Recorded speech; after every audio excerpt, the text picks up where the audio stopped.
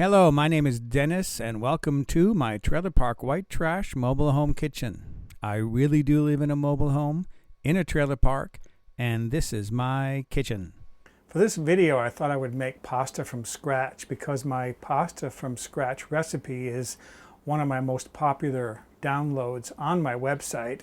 Pasta, I think, is a very fun thing to make. It's also very inexpensive. I can buy 60 eggs at the warehouse store for under $6.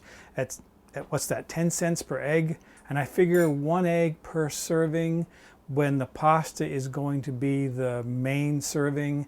If it's going to be a side dish, such as a pasta and lamb or a pasta and shrimp, even pasta and meatballs, then I usually figure 1 egg for 2 servings. So I'm going to use 2 eggs today and make a double portion.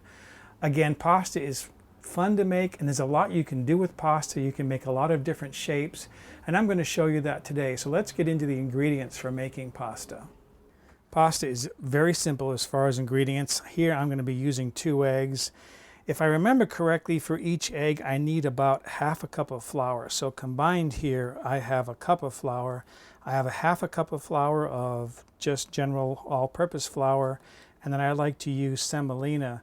Semolina flour is a hard flour, and so therefore it gives a harder texture. You get more of an al dente texture to homemade pasta by using semolina. I don't use 100%. I like to use 50-50. And then I have roughly ½ teaspoon of salt here. When you make fresh pasta, you put salt in the pasta. Dry pasta doesn't have salt in it. It absorbs a lot of water when you cook it, so you put salt in the water. But when cooking fresh pasta, it's only going to cook for 2 or 3 minutes. It's going to absorb very little water, so to get salt into it, you put the salt into the fresh pasta. So those are the ingredients for making pasta. Traditional methods of making pasta say to put your flour on the counter in a little pile, make a little well in the center, and then put your eggs into that. I think it's easier to work in the opposite direction. I put my eggs into a bowl. For one thing, it's going to make less of a mess. It's easier to clean a bowl than it is to wipe the counter down. And by having the eggs in a bowl and adding the flour to it, I know when I've got enough. If I put the flour on the counter first and it's too much flour for the eggs, then I have dry pasta and it's harder to correct the problems. Here it's a lot easier. So I have my eggs in my bowl. I'm going to add my salt. Then I'm going to start breaking these up. The salt will help to break this egg up. Get a chance to use my granny fork here. It was Julia Child who made the granny fork famous in her videos. And then I'm going to start adding my semolina. I'm going to put about half of this in and my all-purpose flour and start mixing this in. You can see that mixes very quickly. And I think I can pretty much start doing this by hand. I might need a little bit more flour as I work along, and it appears as though I will. So let me move this onto the counter.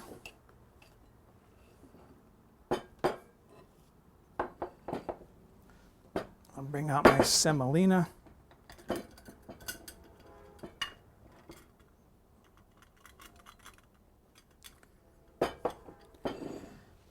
And my all-purpose flour.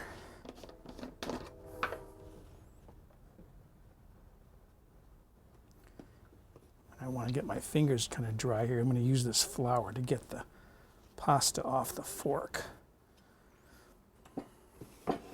And then just start bringing this together.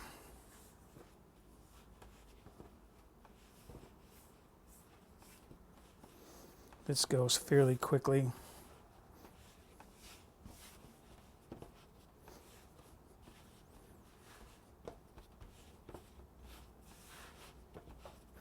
Again, I like adding the flour to the eggs because I get more control, I feel like, as far as getting it to the consistency I want it. I'm always afraid I'm going to have too much flour if I work in the opposite direction. So this is already starting to feel pretty good. I might work in just a little more flour.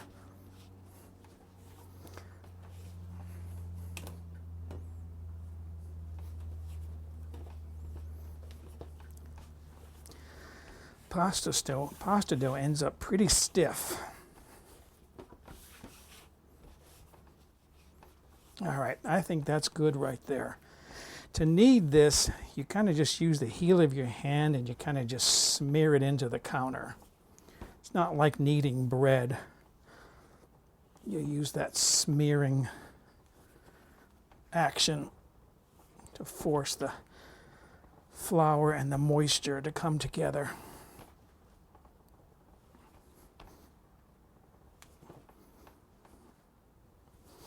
And I think that's pretty good right there. So there's our pasta dough. By letting it sit for an hour or so, that'll be easier to work with. I have my pasta machine clamped to my counter. Normally I work with a motor. I have a motor that attaches to the side, but it's so noisy when I'm trying to talk that I decided to take the motor off and just clamp it to my counter. Most of you, if you have a pasta machine, are going to have a crank machine anyways, so it's better to just work without the motor. I need to flatten my pasta dough out here, and I'm just going to press this down by hand. Turn this into a long flat slab, and I'll end up cutting this into smaller pieces because this is just going to be too big to work with. It might be okay, but all right. And then my pasta machine has a 1 through 7 dial here. I start with number 1. I know on some machines, the smaller the number, the smaller the opening. And some machines, the smaller the number, the wider the opening. That's the case for this machine. At number 1, these rollers here are the widest apart. And I'm just going to lightly flour this. I have flour here in a flour duster. This is actually a powdered sugar duster, but I use it for flour. And then you just start rolling this through.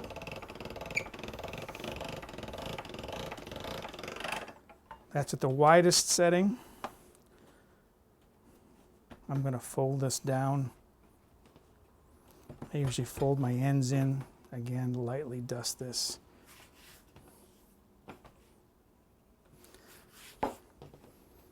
And then run it through again. You can see how quickly that goes. Same thing, roll it through again. This kind of helps to knead the dough a little bit better too, by running it through the rollers again and again. And what I'm looking for is a width that would be almost as wide as my rollers here.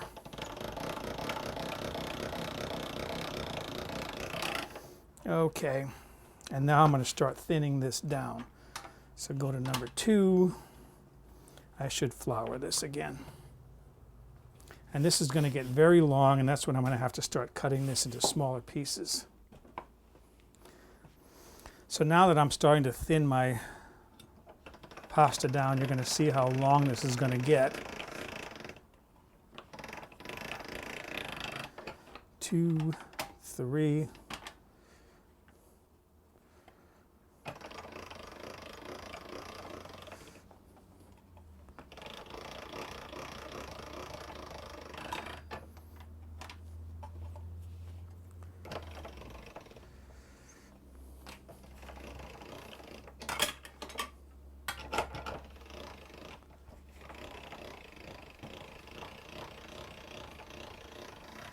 You getting an idea how long this is getting? And then I'm going to go to number 5.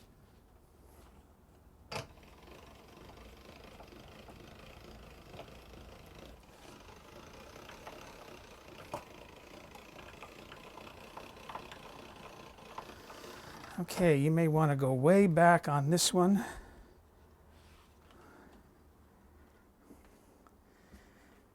This is how big this pasta gets. So let me just cut this up and show you some different things you can do as far as shapes for it. I'm just going to take one piece of dough off, move my crank here to my fettuccine. These are some rollers that maybe are, I don't know, 1/4 of an inch, 3/8 of an inch apart. I do need to flour this quite a bit now because I'm going to be cutting it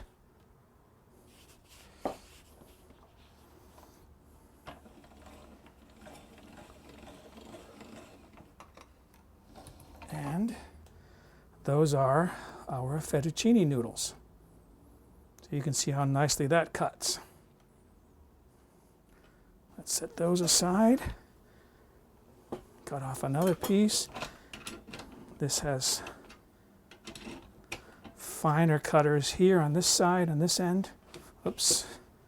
Again, flour that well.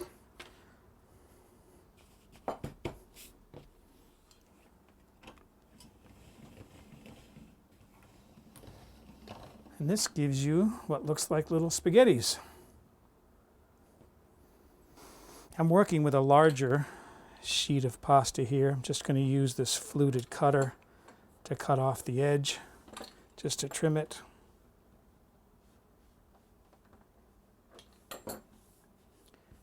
Okay, and you could use this sheet as is to make lasagna. Have several of these sheets cooked up, you cook them for a few minutes and then build up your lasagna. You can do that with fresh pasta. Another thing you can do is cut these into long strips like this, and then these become pappardelle, which is one of the largest of the flat pasta noodles in the Italian cookbook. They typically use pappardelle when they're cooking it with a gamey meat. It's very common when making rabbit, when cooking rabbit. I like to use pappardelle when I make lamb, and I'll have a lamb with pappardelle and a cream sauce. That's a fun treat, fun dish to have. I'm going to cut this into larger pieces here and then cut across into little squares. So I have some small squares here. Just wet one corner and then roll the dough around a dowel, and then seal that end, and what you have is garganelli. That's how they make garganelli. You can make a garganelli rigate by using, this is a gnocchi board. Same thing, wet one corner, roll the dough over it and seal it, then roll it along the garganelli, the gnocchi board. Then you put ridges in it, and you've got a garganelli rigate.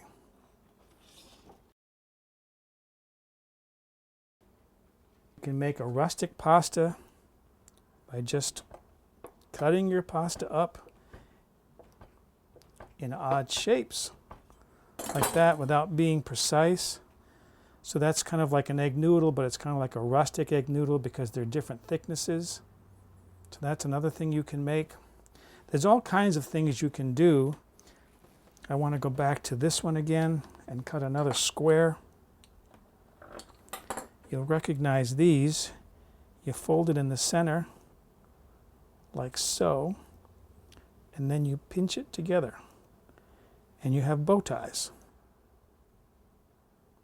So there's another example of something you can make. Again, there's all kinds of ideas you can make with pasta. It's a fun dough to work with. It's like working with Play-Doh, only you get to eat it afterwards. So make pasta, enjoy it for yourself. It's rather healthy to eat. I wouldn't eat it every day, but it's inexpensive. I think it's a lot of fun to work with. I think it's just a great treat to make homemade pasta, and it's really very simple. Simple ingredients, simple technique. You can master it in no time. I do want to mention how to cook fresh pasta.